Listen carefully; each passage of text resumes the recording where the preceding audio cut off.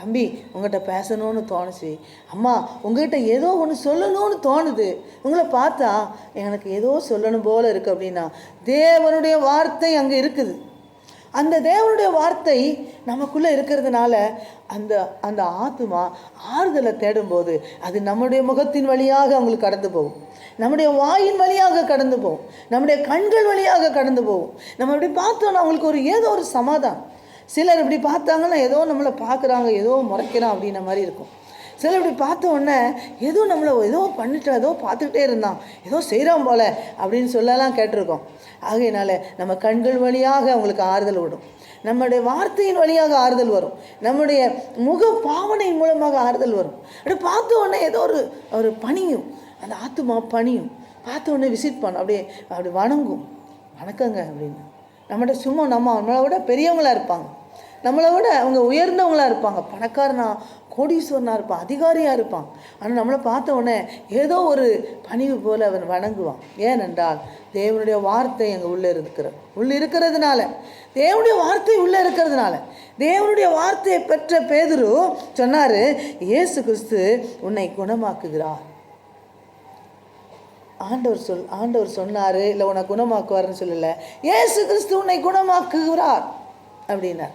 இவன் சொன்ன உடனே ஏசு அங்கே போய் அந்த வேலையை செஞ்சிருவார். ஏன்னா பேதுரு சொல்கிறான், அவன் குணமாக்குறான்னு சொல்லிட்டான், அதனால் நம்ம அதை கண்டிப்பாக நிறைவேற்றி கொடுக்கணும்னு செஞ்சிருவார். அதுதான் ஆண்டவர், அதுதான் வார்த்தையை பெற்ற மனுஷன்.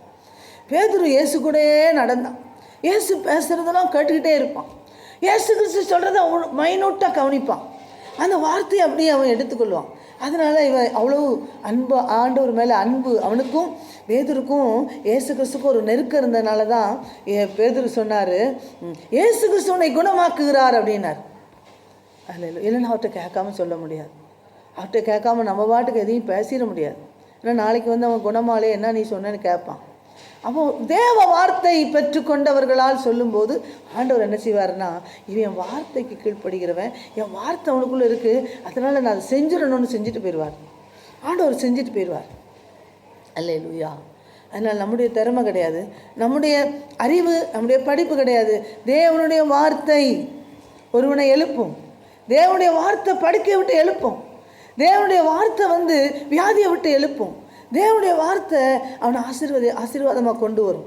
ஆகையினால அந்த வார்த்தைக்கு கீழ்ப்படிந்து அந்த வார்த்தையை நம்ம உள்வாங்கிட்டோன்னா நமக்குள்ளே எதுவும் கவலை பயம்லாம் வராது. ஒன்றுமே இல்லையே, நமக்கு அது இல்லையே, இது இல்லையே, சேமிப்பு இல்லையேன்னு பயம் வராது. அது வாட்டுக்கு போகும், அது விடுதலையாக வாழும்.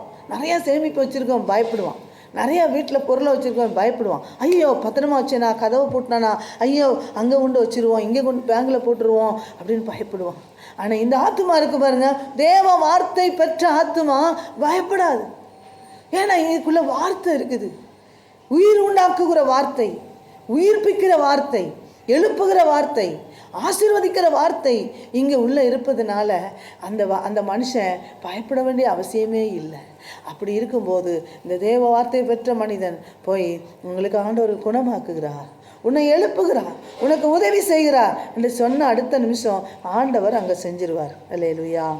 கர்த்தர் நல்லவர். இன்னொரு வசனத்தை காமிக்கிறேன். கர்த்தர் ஸ்தோத்திரம். அதே 9வது அதிகாரம் 40வது வசனத்தை வாசிப்போம். 9வது அதிகாரம் அப்போஸ்தலர் நடவடிக்கைகள் 9:40. பேதுரு எல்லாரையும் வெளியே போக செய்து முழங்கால் படியிட்டு ஜெபம் பண்ணி பிரேதத்தின் புறமாய் திரும்பி, தபித்தாளே எழுந்திரு என்றான். அப்பொழுது அவள் தன் கண்களை திறந்து பேதுருவை பார்த்து உட்கார்ந்தாள். இங்கேயும் என்ன சொல்கிறார், அதே பேதுரு நீ எழுந்துருன்னார். ஏன்னா அந்த தபித்தாள் என்கிற அந்த பெண் அநேக உதவி செய்கிறவா. யோப்பா பட்டணம்ன்ற ஒரு பட்டணம், அதில் லித்தாவூர். அந்த யோப்பா பட்டணம்ன்ற அந்த பட்டணத்தில் லித்தாவூர் என்ற ஒரு ஊர். அந்த ஊரில் உள்ள அந்த பெண்ணு அவள் பேர் தொற்காள். அவள் என்ன பண்ணான்னா நிறைய உதவி செய்வாள். அவர் சிசின்னு போட்டிருக்கு, தொற்காள் என்னும் பேருடைய ஒரு சிசி இருந்தாள் அப்படின்னு. அவளுக்கு சிசின்னு சொல்லப்பட்டிருக்கு வேத வசனம். பைபிளில் அவளுக்கு ஒரு பேர் கிடச்சிருக்கு, சிசின்னு சொல்லி. அவளுக்கு உடம்பு சரியில்லை, அவள் நிறையா உதவி செய்கிற பெண்.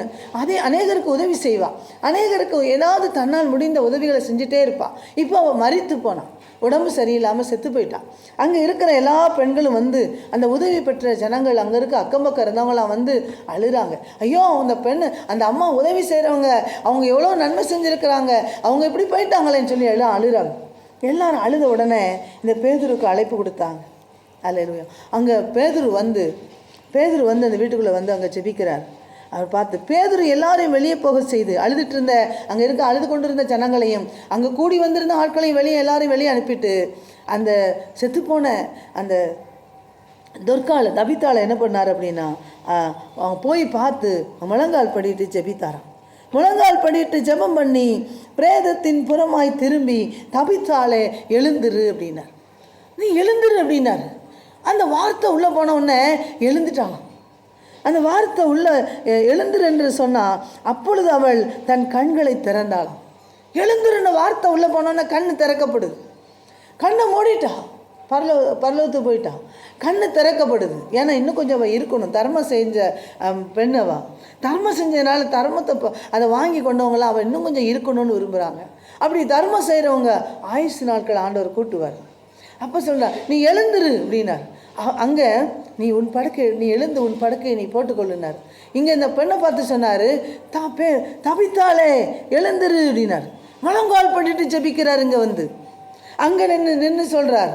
ஒவ்வொரு நிலைகளில் இருந்து இந்த பேதுரு, தேவனுடைய வார்த்தையை பெற்றுக்கொண்ட பேதுரு, அவன் சொல்கிறான், தபித்தாளே எழுந்துரு என்றான். அவள் உடனே எழுந்து கண்களை திறந்து பேதுருவை பார்த்து உட்கார்ந்தாள்.